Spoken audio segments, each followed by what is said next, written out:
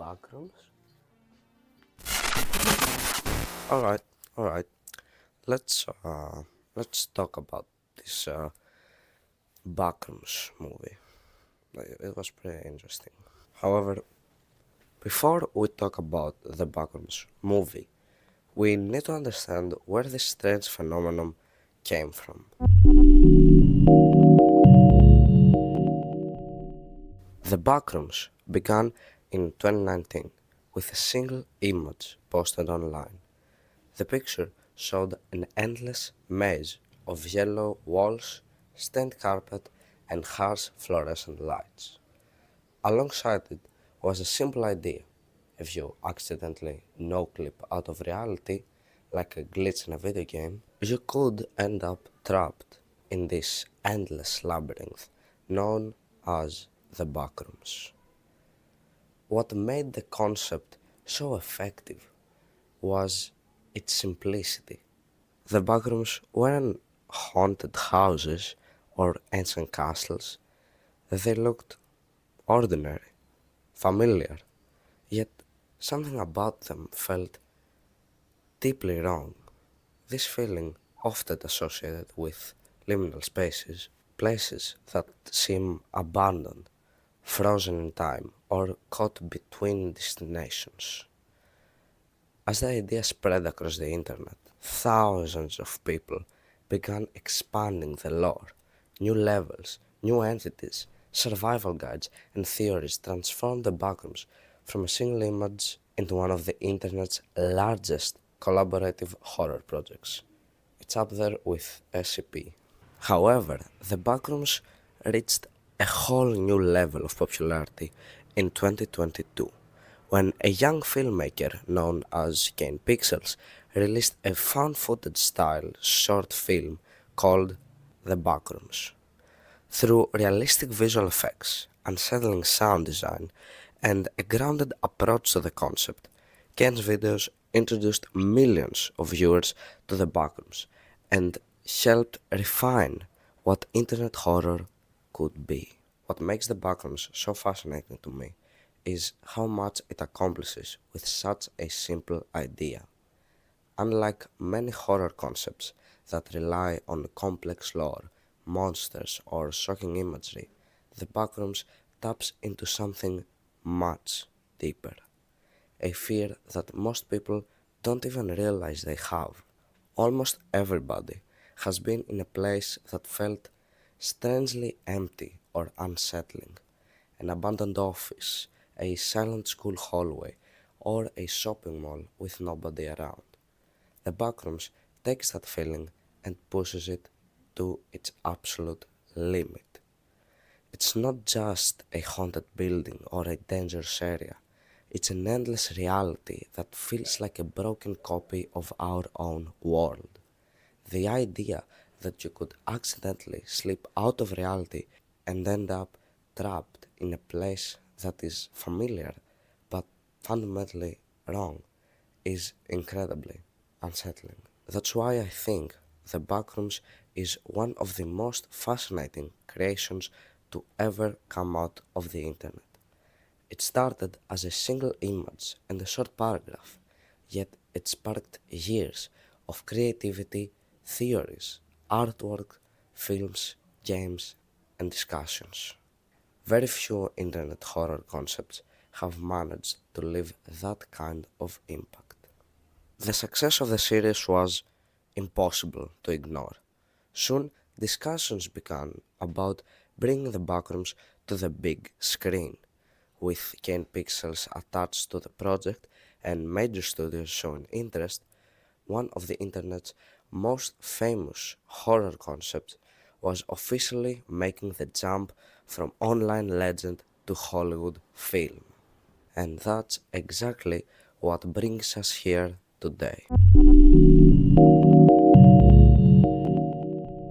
The film opens in 1990 with researchers from Async studying recovered footage from an expedition into the backrooms, in which one researcher becomes separated from his team and is attacked by an unknown entity, immediately establishing the backrooms as a dangerous and poorly understood place. The story then shifts to Clark, a struggling furniture store owner dealing with alcoholism, financial troubles, and the aftermath of a divorce. While investigating strange electrical problems in his store, Clark discovers a hidden opening in the basement wall and accidentally enters the backrooms. Inside, he finds himself trapped in a massive labyrinth of yellow rooms. After a terrifying encounter with an unseen creature, he barely escapes and becomes obsessed with proving what he found. When his therapist, Mary, refuses to believe his story, Clark recruits his assistant manager, Kat, and her boyfriend, Bobby, to document the backrooms on camera. Their expedition quickly turns disastrous when Bobby disappears after being attacked by an entity, and the group becomes separated within the maze. As Clark wanders deeper into the backrooms, he encounters increasingly bizarre environments and disturbing humanoid imitations, the still life. Eventually, he vanishes completely. Later, Mary discovers the entrance herself and enters the backrooms in search of Clark. What she finds is a man who has been psychologically broken by the endless labyrinth. Clark attempts to recreate their therapy sessions while surrounded by strange copies of people created by the backrooms itself. Again, the still life. During their confrontation, Mary forces Clark to confront the truth about his failures and the reasons his life fell apart. Their encounter is interrupted by a monstrous version of Clark taking the form furniture store's pirate mascot. The creature kills and eats Clark and begins pursuing Mary through a series of surreal, increasingly chaotic environments. After a desperate escape, Mary is rescued by scientists from Asing, who reveal that they have been secretly studying the backrooms for years. Phil, one of the researchers, explains that Asing abandoned its original business to focus entirely on researching and mapping this impossible dimension. The film ends in an unsettling note. Although Mary appears to have escaped, the final scenes suggest that the backrooms may have permanently imprinted itself onto her mind. We see distorted recreations of her memories and a fractured copy of Mary sitting motionless in a false interrogation room, leaving the audience with the disturbing possibility that no one truly leaves the backrooms unchanged.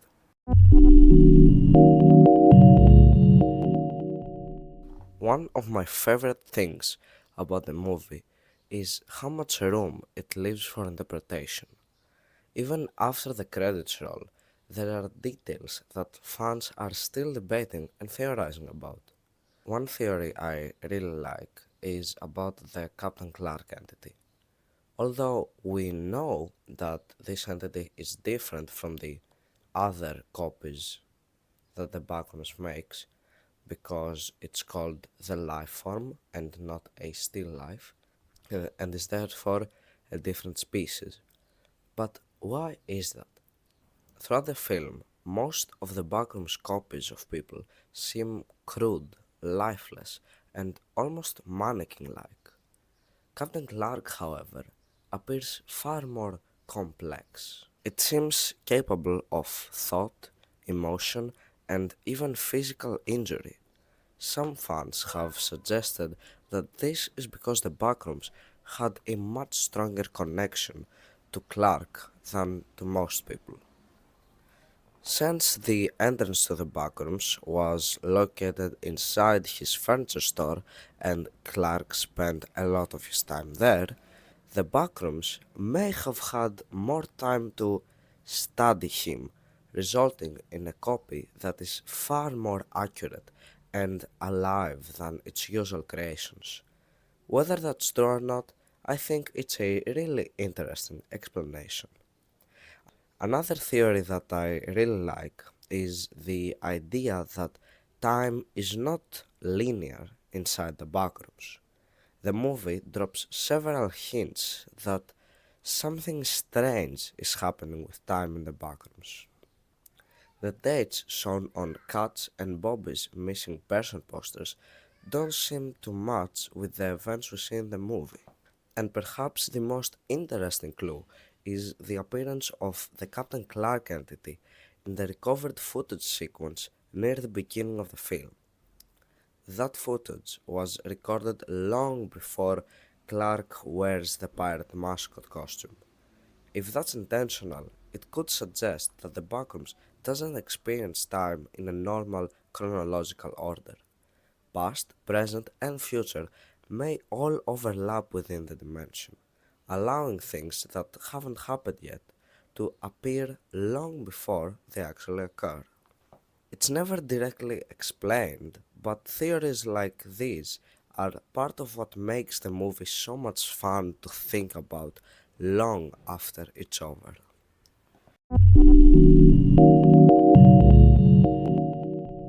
Overall, I really enjoyed the Backrooms movie. While I do have a few issues with some of its story, decisions, and creature designs, the film absolutely succeeds at capturing the atmosphere and feeling that made the Backrooms so popular in the first place. The biggest strength of the movie is easily its visuals. The sets are fantastic, and the backrooms themselves feel massive, uncanny, and genuinely unsettling. Every hallway, room, and impossible space feels like it could have come straight out of a nightmare. The film does an excellent job of making the backrooms feel both empty and alive at the same time. I also really loved the fan footage and handheld camera sequences. These sections feel the closest to Ken Pixel's original videos and were some of the strongest moments in the entire film. The exploration scenes in particular were incredible. Watching the characters wander through endless corridors, strange architecture, and increasingly bizarre environments captured the sense of curiosity and dread that makes the backrooms so fascinating.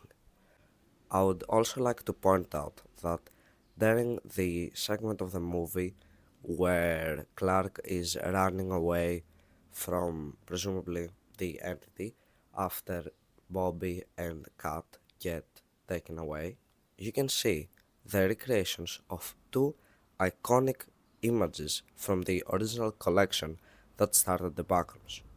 You can see here the first ever image that started this whole thing, and a couple seconds later you can see this one, which is a recreation of another image taken by that same store owner in Oshkosh, Wisconsin.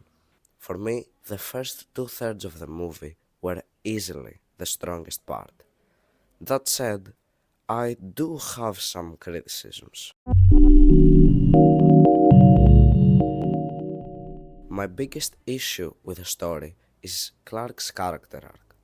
I understand what the movie was trying to do with his gradual psychological decline, but the transition feels rushed. At one point, Clark is still functioning relatively normally, and then suddenly he has become completely consumed by the backrooms. The film hints at his deteriorating mental state, but I think it needed more scenes showing the transformation happening over time. I also think the film becomes less effective once it starts fully revealing its monsters. Earlier in the movie, the entities are terrifying because they remain hidden. We catch glimpses of movement, shapes in the darkness, and brief encounters that leave much of the horror to our imagination. However, during the final chase sequence, the creature is shown much more clearly and much more often. In my opinion, this takes away some of the mystery that makes the backrooms so frightening in the first place. The unknown is often much scarier than the known. My other major criticism is the design of the giant Clark entity.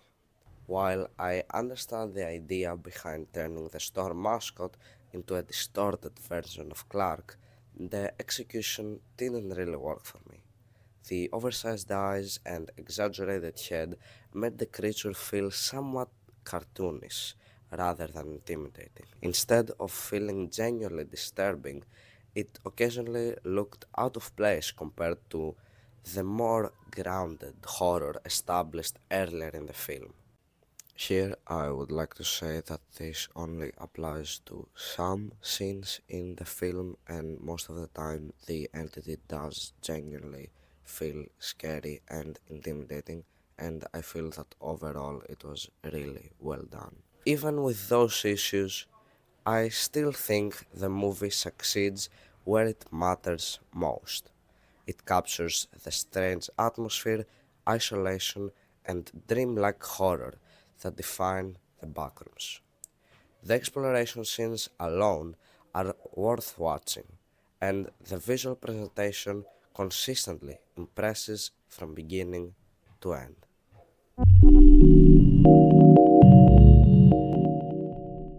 However, one thing I strongly disagree with is a lot of the criticism the movie has received online. Many of the negative reviews seem to come from people who expected a completely different type of Backrooms film, something closer to a Roblox horror game filled with constant chases, jump scares, and non-stop action. But that's never what made the Backrooms interesting in the first place. The core appeal of the Backrooms has always been the atmosphere, the mystery, and the unsettling feeling of exploring a place that feels familiar yet completely wrong. Because of that, I also don't agree with the claim that the movie is boring. Some of the best scenes in the entire film are simply characters exploring the backrooms.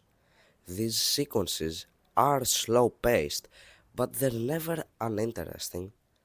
The environments are constantly changing, new mysteries are introduced, and there's a lingering sense that something could appear at any moment.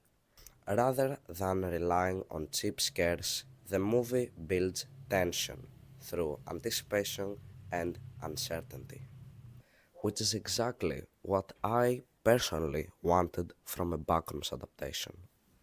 While I don't think every creative decision lands perfectly, this is still one of the strongest adaptations of an internet horror concept that I've ever seen, and a movie that fans of the Backrooms should absolutely check out.